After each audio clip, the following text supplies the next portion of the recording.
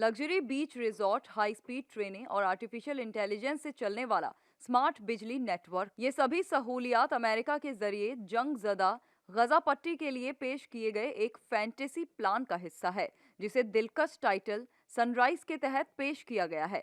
Sunrise title के तहत एक मॉडर्न साहिली शहर में बदलने का ये प्लान ट्रंप के दामाद जेरेड कुशनर की लीडरशिप में तैयार किया गया है। ये वो कॉन्सेप्ट है जिसे यूएस प्रेसिडेंट डोनाल्ड ट्रंप का एडमिनिस्ट्रेशन गैर मुल्की सरकारों और इन्वेस्टर्स के सामने पेश कर रहा है, ताकि गजा के मलबे को एक मॉडर्न और फ्यूचर फ्रेंडली साहिली शहर में बदला जा सके।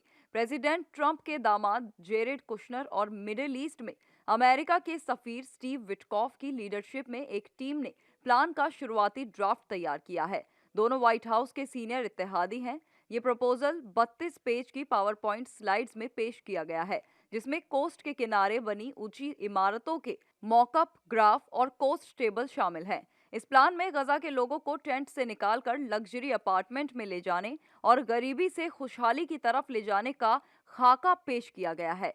इसमें उन मुल्कों या कंपनियों की पहचान नहीं है जो रिकंस्ट्रक्शन के लिए फाइनेंशियल मदद देंगे, और ना ही ये साफ तौर पर बताया गया है कि रिकंस्ट्रक्शन के दौरान लगभग 2 मिलियन बेघर फिलिस्तीनियों को कहां रखा जाएगा।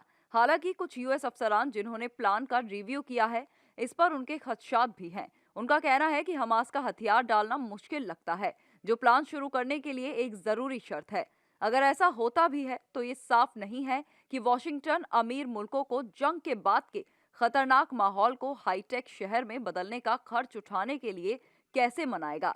इसके अलावा दूसरे ग्रुप में कुछ लोगों का मानना है कि ये प्लान अब तक की सबसे डिटेल्ड और पॉजिटिव तस्वीर दिखाता है कि अगर हमास सरेंडर कर दे तो दहाइयों पुराना झगड़ा खत्म हो जाए तो गजा कैसा दिख सकता है।